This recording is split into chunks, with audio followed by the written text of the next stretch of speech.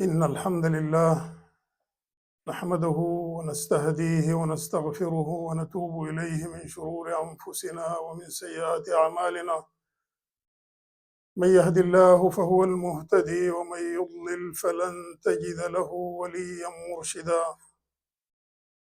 نحمدك ربي بعدد خلقك وزنة عرشك ورضا نفسك ومداد كلماتك. نحمدك ربي كالذي نقول ونحمدك خيرا مما نقول.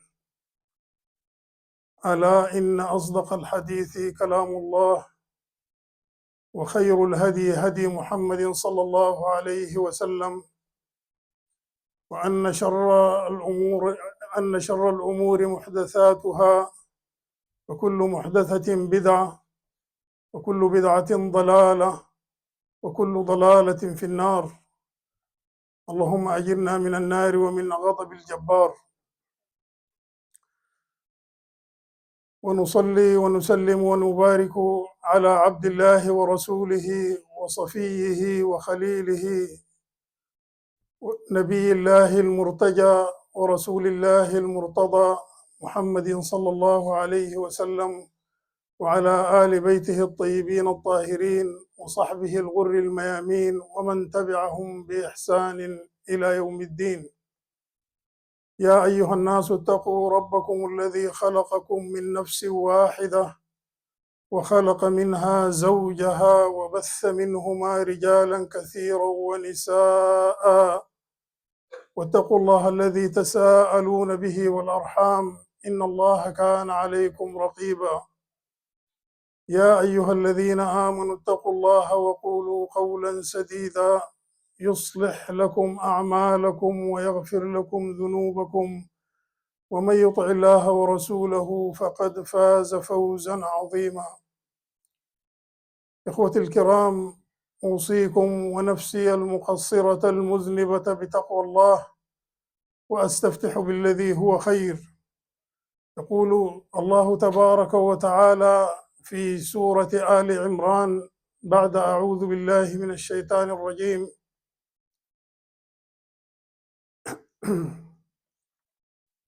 يقول في سورة آل عمران بعد أعوذ بالله من الشيطان الرجيم: إن في خلق السماوات والأرض واختلاف الليل والنهار لآيات لأولي الألباب الذين يذكرون الله قياما وقعودا وعلى جنوبهم ويتفكرون في خلق السماوات والأرض ربنا ما خلقت هذا باطلا سبحانك فقنا عذاب النار. ويقول جل من قائل في سورة فصلت: سنريهم آياتنا في الآفاق وفي أنفسهم حتى يتبين لهم أنه الحق أولم يكف بربك أنه على كل شيء شهيد. ويقول سبحانه في سورة الذاريات: وفي أنفسكم أفلا تبصرون. إخوتي الكرام، حديثنا في هذه الجمعة المباركة يدور حول منزلة رفيعة من منازل الإيمان وعبادة عظيمة من العبادات، ألا وهي منزلة التفكر في خلق الله وكونه وملكوته الواسع. وما خلق الله سبحانه وتعالى في هذا الكون العظيم من سماء وأرض وجبال وبحار وأنهار، وما بث في الأرض من بشر ودواب وطير وأمم مما لا نعلم وأمم مما نعلم.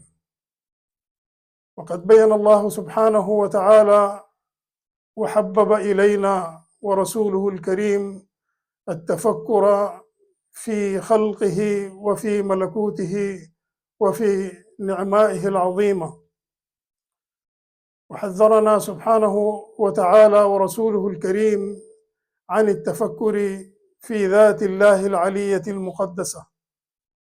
فالتفكر في هذا الكون الواسع وفي قدرة الله على الخلق والإبداع إنما هي أقصر الطرق وأسرعها لكمال الإيمان وتمام اليقين بوجود الله سبحانه وتعالى والاعتراف بربوبيته وألوهيته المفردة، كما أن التفكر في ذات الله العلية المقدسة يؤدي بنا لا محالة إلى الإلحاد والوجودية وإنكار وجود الخالق.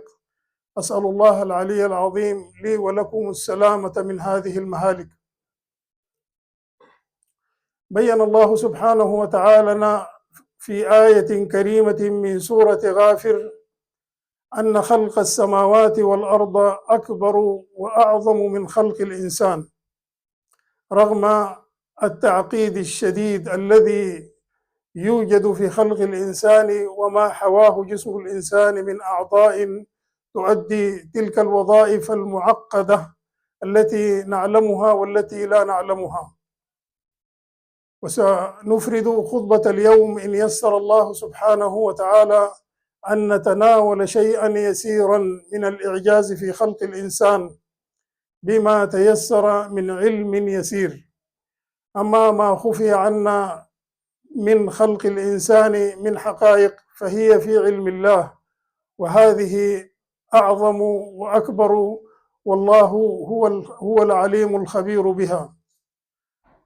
وأما خلق السماوات والأرض وما خلق الله فيهما وما بث فيهما من مخلوقات سنفرد له إن شاء الله وإن يسر وأعان الخطبة القادمة إن شاء الله. أسأل الله سبحانه وتعالى أن يعلمنا ما ينفعنا وأن ينفعنا بما علمنا، ولا علم لنا إلا ما علمتنا إنك أنت علام الغيوب. أقول قولي هذا وأستغفر الله العلي العظيم لي ولكم فاستغفروه إنه هو الغفور الرحيم.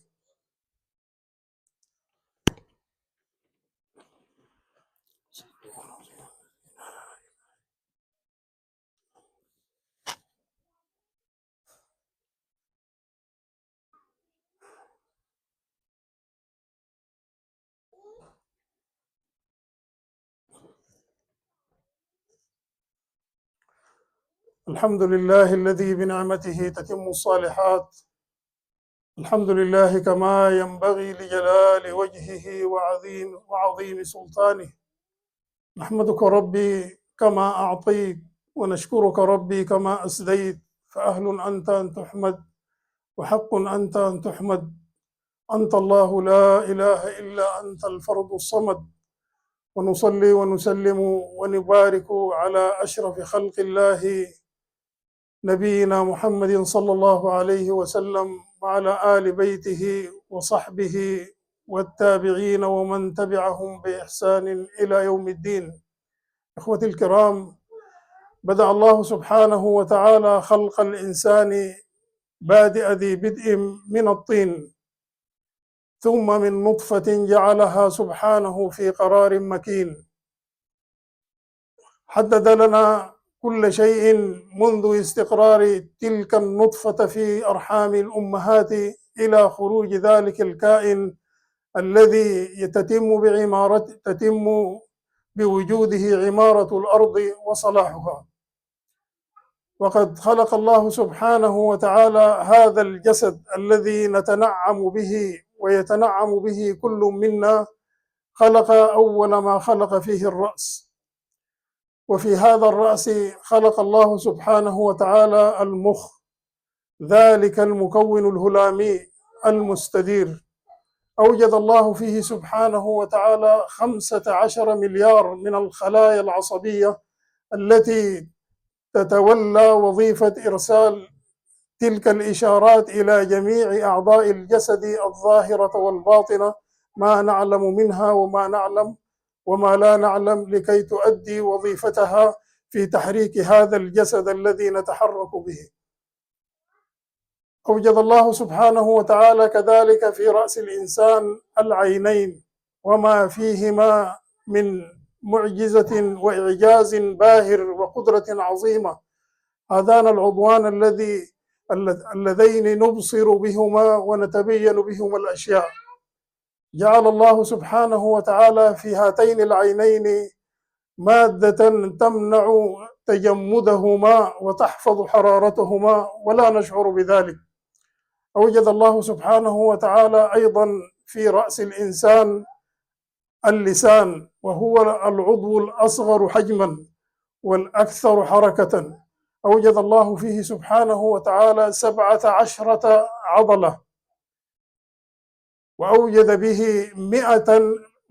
به 1000 من خلايا التذوق، نتذوق بها طعامنا وشرابنا، ونميز بها حلو الطعام ومره وحلو الشراب ومره.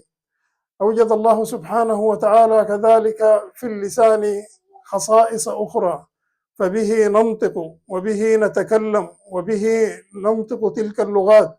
وله حكمة أخرى بالغة في خلق اللسان، أن ما نتفوه به بألسنتنا إنما هو أمر من اثنين: إما سبيل إلى الجنة وإما طريقا إلى النار، وعلينا أن نختار أحد هذين الطريقين. فكما قال الله سبحانه وتعالى: إنا هديناه النجدين إما شاكرا وإما كفورا.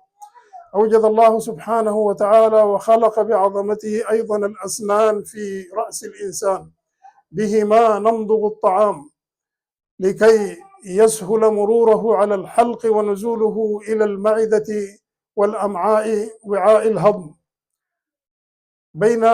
في هذا الحلق أوجد الله سبحانه وتعالى سبيلين اثنين: سبيل للهواء وسبيل لنزول الغذاء، يجريان وبينهما برزخ لا يبغيان، لا يختلط الطعام بالهواء الذي يدخل إلى رئتينا. وهذه أيضا حكمة بالغة أيها الكرام. أوجد الله سبحانه وتعالى كذلك في رأس الإنسان الأذنين اللتين نسمع بهما، ويوجد في هاتين الأذنين جهاز التوازن الذي يحفظ توازن الجسم، فإذا اختل هذا الجهاز فقد الجسم مقدرته على ثبات الرجلين، وفقد القدرة على تحديد الاتجاهات. هذه نعمة لا نعلمها إخوتي الكرام، ولا نشعر بها ولا نحس بها. أوجد الله سبحانه وتعالى في صدورنا الرئتين كذلك، اللتين أوجد الأنف قبل الرئتين، هذا الأنف الذي نتنفس به، ويتم عن طريقه نزول الهواء والأكسجين إلى رئتينا.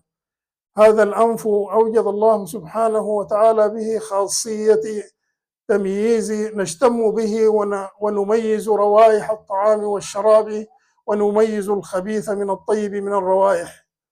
وهذا الأنف أوجد الله سبحانه وتعالى فيه أيضا ذلك المخاط، تلك المادة التي نستغذرها، ولكنها لها وظيفة بالغة، وهي تنقية الهواء من كل الشوائب قبل نزولها إلى رئتينا. كل هذه نعم أنعمها الله سبحانه وتعالى. أما في الصدر فقد خلق الله بحكمته وبقدرته الرئتين، نتنفس منهما وتنتظم منهما أنفاسنا، وتمد هاتين الرئتين أجسامنا بما تحتاجه من أكسجين ومن هواء، يجعل أو يهيئ ويسهل حركة تلك الأعضاء. أوجد الله سبحانه وتعالى أيضا في صدورنا تلك القلوب التي لا تتوقف عن الحركة منذ ولادتنا إلى يوم أن نلقى الله. هذا القلب ذلك الجسم العضلي الصغير الذي لا يتجاوز وزنه كيلو جراما واحدا، يضخ في جسم الإنسان في أوصالنا وفي عروقنا 5 لترات من الدم على مدار الساعة، تمر في أوصالنا وعروقنا ولا نشعر بها. هذه حكمة بالغة أيضا إخوتي الكرام. هذا القلب ينبض في اليوم الواحد 100,000 نبضة، لا نحس بها إلا عندما ينتابنا شيء من المرض أو شيء من الخوف. أوجد الله سبحانه وتعالى في بطوننا أيضا وعاءين، هما المعدة والأمعاء، هما وعاء الطعام ومعالجته ما يحتاجه الجسم منهما من معونة ومن غذاء ومن دواء أيضا. أوجد الله سبحانه وتعالى في بطوننا أيضا الكبد، وهو منشأ ومصنع الدم، يمد الأجسام بهذا السائل الحيوي الذي تكون به الحياة. ويمد هذا الكبد أيضا أجسامنا بما ينقص منها من دماء في حالة المرض أو شيء من الحوادث كما تعلمون. ومن نعم الله الباهرة وآياته العظيمة البليغة أنه أوجد أيضا في بطوننا تلك القطعة الصغيرة من اللحم وهي الكلية. هذه معجزة عظيمة إخوة الكرام. هذه الكلية يمر عبرها كل ما يحتويه أجسامنا من دماء، فتنقيها من كل الشوائب وتطرح كل هذه الشوائب خارج أجسامنا. هذه الكلية أيضا تتولى أمر ما نشربه من ماء عذب ومن سوائل متعددة من ألبان وعصائر وخلافها. تدخل جميع هذه السوائل إلى أجسامنا في صورة وفي هيئة معينة نستعذبها ونستحليها، ثم تخرج من أجسامنا في هيئة أخرى وقد تغير طعمها ولونها ورائحتها. كل هذه الدلالات إخوة الكرام أليست هي معجزة من معجزات الخالق العظيم؟ أليست هي سبيلا وطريقا واضحا لإدراك حقيقة وجود الخالق العظيم؟ كل هذه المعجزات وكل هذه الإشارات البليغة، ثم يأتي من يقول أن الحياة مادة ولا يوجد خالق ولا إله. ما لهم كيف يحكمون؟ إن الله سبحانه وتعالى جعل هذا التفكر في خلقه وفي مخلوقاته سبيلا يسيرا وسهلا وفي متناول يد كل واحد منا، فما علينا إلا الأخذ به. إخوة الكرام، كان ديدن الأنبياء والرسل جميعا عليهم صلوات الله ورحمته، كان ديدنهم هو التفكر في ملكوت الله وفي كونه الواسع، وبذلك ارتقت وبذلك بلغوا أرقى درجات الإيمان بالله سبحانه وتعالى والإقرار بربوبيته وألوهيته. فإبراهيم خليل الرحمن عليه السلام في رحلة بحثه عن إله يعبده، في رحلة بحثه عن الله سبحانه وتعالى، نظر إلى ما يعبده قومه. كانوا يعبدون الكواكب والمجرات السماوية. نظر يوما إلى كوكب مضيء فأعجبه وقال هذا ربي، فلما أفل ذلك الكوكب كفر به وقال لا أحب الآفلين. ثم نظر نظرة أخرى في السماء فرأى القمر بازغا بضوئه فأعجبه حسن القمر وقال هذا ربي، فلما أفل القمر قال لئن لم يهدني ربي لأكونن من القوم الضالين. وبعد أيام أخر نظر إلى الشمس فاغتر بقوتها وبحجمها وبضيائها فقال هذا ربي هذا أكبر. فلما غربت الشمس قال يا قوم إني بريء مما تشركون، إني وجهت وجهي للذي فطر السماوات والأرض حنيفا وما أنا من المشركين. اكتمل إيمانه بالله سبحانه وتعالى، وأدرك في يقين تام أن هذه المجرات وهذه الكواكب التي يعبدها قومه إنما هي من صنع خالق عظيم تفرد بخلقها وتفضل بها على الناس كافة، تسير حركة هذا الكون الذي نعيش فيه. نبينا محمد صلى الله عليه وسلم كان إمام المتدبرين وسيد المتفكرين في هذا الكون حتى قبل بعثته الشريفة. وقد عرف أيضا عنه صلى الله عليه وسلم أنه كان نظره إلى الأرض أكثر من نظره إلى السماء. نظره إلى الأرض اكتفى بما في الأرض من مخلوقات ومن إشارات ومن دلائل باهرة على وجود الخالق العظيم. سئل الصديق أبو بكر رضي الله عنه، قيل له كيف عرفت ربك؟ قال: عرفت ربي بربي، ولولا ربي ما عرفت ربي. فسألوه قالوا له: وهل يمكن لبشر أن يدركه؟ قال: كلا، فالعجز عن الإدراك إدراك، والتفكر في ذات الله إشراك. هذه سنن الأنبياء، سنن الصالحين الذين تخرجوا من مدرسة سيدنا محمد صلى الله عليه وسلم. أبو بكر عمر الفاروق رضي الله عنه دخل يوما إلى المسجد، فإذا به بعلي بن أبي طالب كرم الله وجهه يجلس في المسجد وحيدا، وقد استغرق في تفكير وتأمل عميق. وقف إلى جانبه ووكزه على كتفه، قال له: أين بلغت يا أبا الحسن؟ قال: بلغت الصراط، أي أن تفكيره وتدبره وصل إلى الصراط الذي سنقف وسنمر به جميعا أيها الكرام. قال له: بلغت الصراط وليتني لم أبلغه، فقد وقفت على حدته وظلمته وشدته. فبكى عمر وبكى علي رضي الله تعالى عنهما. عمر بن عبد العزيز رضي الله تعالى عنه وأرضاه قال في مجال التفكر في خلق الله وفي كونه العظيم، قال: أنني لم أخرج من بيتي، ما خرجت من بيتي إلا رأيت الله سبحانه وتعالى في كل شيء، رأيت آية لله في كل شيء وعبرة لي في كل شيء، حتى أنه قال أنه يرى العبرة، أو أنه يرى الله سبحانه وتعالى في طائر يضع بيضه ثم يذود عنه أي يدافع عنه. إخوة الكرام، هذا ما عندي، والله سبحانه وتعالى علمه أتمل وأكمل وأكمل وأعظم وأجل، وهو يقول الحق وهو خير الفاصلين. اعلموا أيها الكرام أن الله سبحانه وتعالى قد أمركم في كتابه العزيز بأمر عميم بدأه بنفسه وثنى بملائكة قدسه، فقال: ولم يزل قائلا عليما حكيما: إن الله وملائكته يصلون على النبي يا أيها الذين آمنوا صلوا عليه وسلموا تسليما.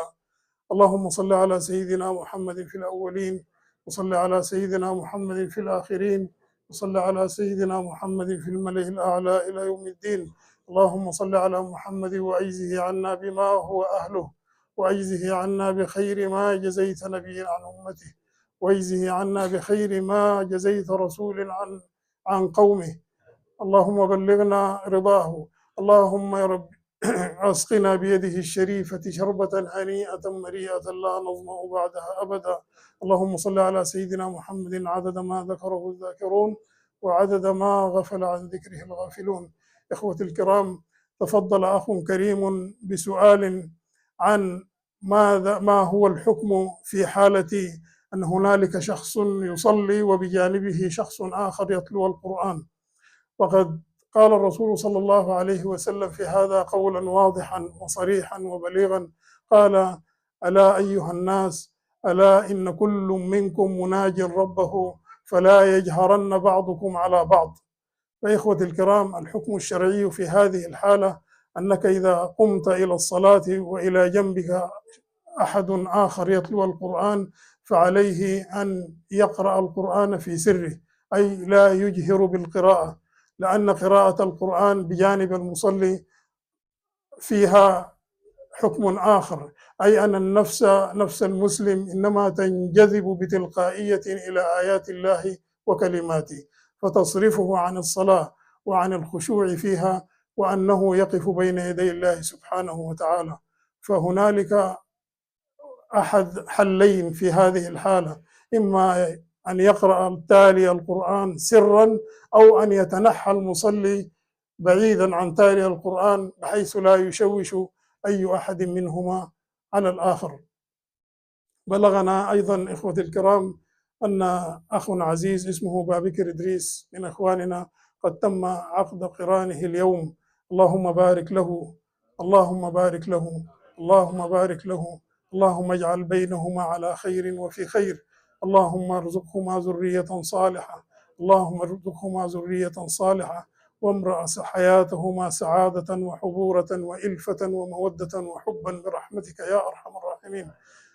خذ الكرام إني داع فأمنوا، اللهم اهدنا فيمن هديت، وعافنا فيمن عافيت، تولنا فيمن توليت، وبارك لنا فيما أعطيت، خفف عنا واكفنا شر ما قضيت، إنك تقضي بالحق ولا يقضى عليك، إنه لا يذل من واليت ولا يعز من عاديت، تباركت ربنا وتعاليت. اللهم اقسم لنا من خشيتك ما تحول به بيننا وبين معصيتك، ومن طاعتك ما تبلغنا به جنتك، ومن اليقين ما تهون به علينا مصائب الدنيا. متعنا اللهم بأسماعنا وأبصارنا وقواتنا ما أحييتنا، واجعله الوارث منا، واجعل ثأرنا على من ظلمنا، وانصرنا على من عادانا، ولا تجعل مصيبتنا في ديننا، ولا تجعل الدنيا أكبر همنا ولا مبلغ علمنا، ولا تسلط علينا بذنوبنا من لا يخافك فينا يا قوي يا عزيز. اللهم ارزقنا قبل الموت توبة، وعند الموت شهادة، وبعد الموت جنة وحريرا ونعيما وملكا كبيرا. اللهم أصلح لنا ديننا الذي هو عصمة أمرنا، وأصلح لنا دنيانا التي فيها معاشنا، وأصلح لنا آخرتنا التي إليها معادنا، واجعل الحياة زيادة لنا من كل خير، واجعل الموت راحة لنا من كل شر. اللهم احفظ أهلنا وبلادنا بما تحفظ به عبادك الصالحين. اللهم كن لهم عونا ومعينا وسندا وظهيرا. اللهم عليك بمن تعدى عليهم، اللهم عليك بكل من تعدى عليهم. اللهم يا ربي إنا ندرأ بك في نحورهم ونعوذ بك من شرورهم. اللهم أرنا فيهم عجائب آياتك وقوتك وعزتك يا قوي يا عزيز، إنهم لا يعجزونك يا ذا الأمر الرشيد، يا ذا الركن الشديد، يا من أنت فعال لما يريد. أمواتنا وأمواتكم وأموات سائر المسلمين أجمعين، اللهم اغفر لهم وارحمهم وعافهم واعف عنهم. اللهم أكرم نزلهم ووسع مدخلهم، وارفع درجتهم في المهديين، واخلفهم في عقبهم في الغابرين، واجعلهم من ورثة جنة النعيم. اللهم إن كانوا محسنين فزد في إحسانهم، وإن كانوا مسيئين فتجاوز عن سيئاتهم بلطفك ورحمتك يا أرحم الراحمين. عباد الله، إن الله يأمر بالعدل والإحسان وإيتاء ذي القربى، وينهى عن الفحشاء والمنكر والبغي، يعظكم لعلكم تذكرون. اذكروا الله العلي العظيم يذكركم، واشكروه على جزيل نعمه يزدكم، واستغفروه يغفر لكم، ولذكر الله أكبر، والله يعلم ما تصنعون. وأقم الصلاة.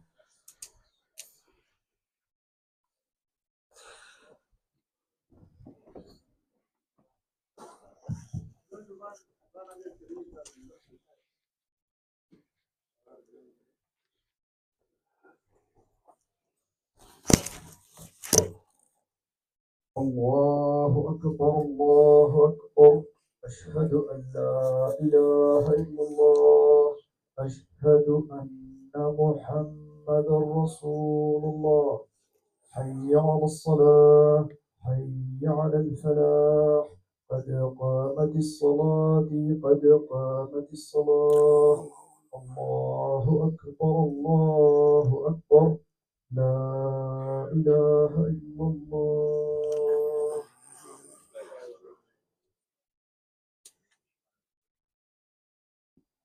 استقيموا واعتدلوا، اخشعوا في صلاتكم وصلوا صلاة مودع. الله أكبر.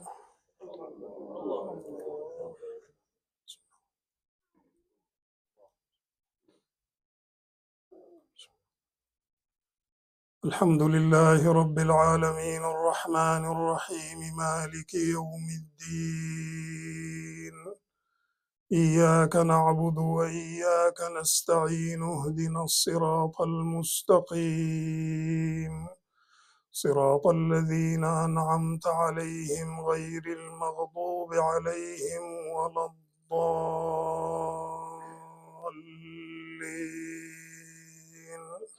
آمين. إن في خلق السماوات والأرض واختلاف الليل والنهار لآيات لأولي الألباب، الذين يذكرون الله قياما وقعودا وعلى جنوبهم ويتفكرون في خلق السماوات والأرض ربنا ما خلقت هذا باطلا سبحانك فقنا عذاب النار. ربنا إنك من تدخل النار فقد أخزيته وما للظالمين من أنصار. ربنا إننا سمعنا مناديا ينادي للإيمان أن آمنوا بربكم فآمنا.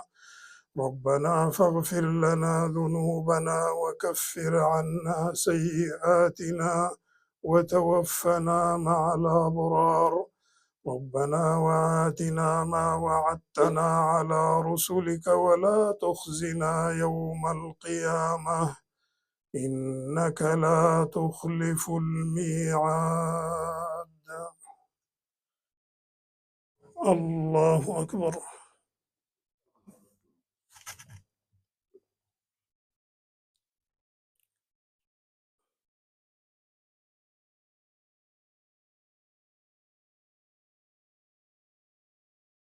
سمع الله لمن حمده. الله أكبر.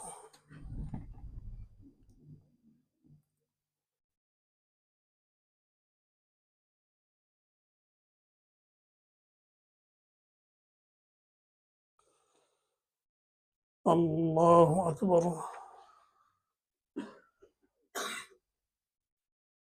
الله أكبر.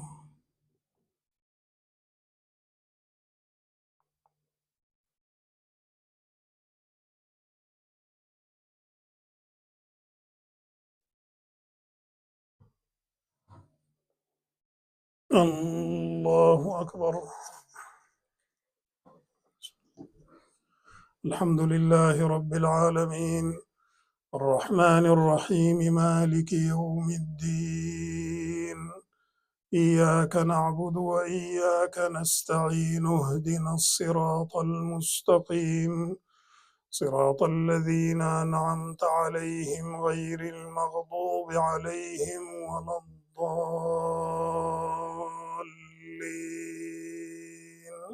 آمين. أولم ير الإنسان أنا خلقناه من نطفة فإذا هو خصيم مبين وضرب لنا مثلا ونسي خلقه قال من يحيي العظام وهي رميم قل يحييها الذي أنشأها أول مرة وهو بكل خلق عليم. الذي جعل لكم من الشجر الأخضر نارا فإذا أنتم منه توقدون. أوليس الذي خلق السماوات والأرض بقادر على أن يخلق مثلهم بلى وهو الخلاق العليم. إنما أمره إذا أراد شيئا أن يقول له كن فيكون. فسبحان الذي بيده ملكوت كل شيء وإليه ترجعون. الله أكبر.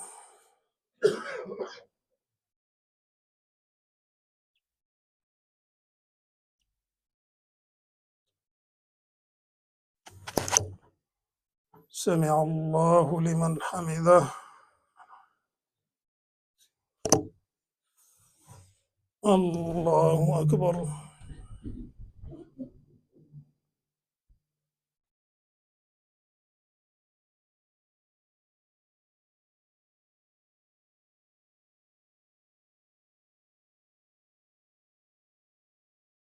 الله أكبر.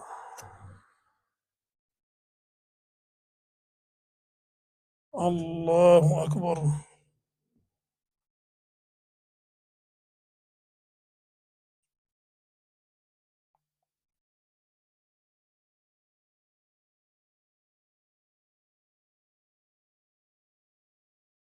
الله أكبر.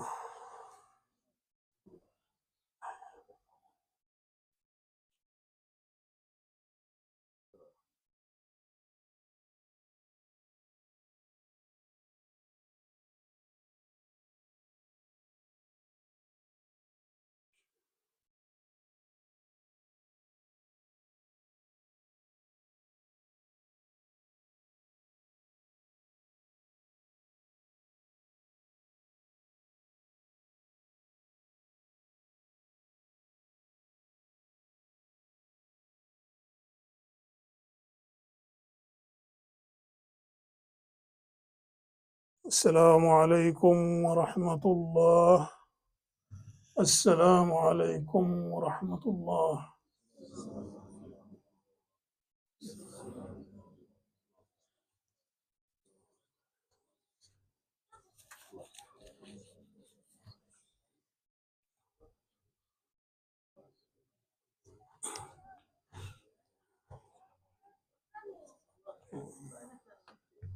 السلام عليكم ورحمة الله وبركاته. وجدنا هذه السماعات من الجمعة السابقة، ربما تركها أحد الإخوة هنا إن شاء الله.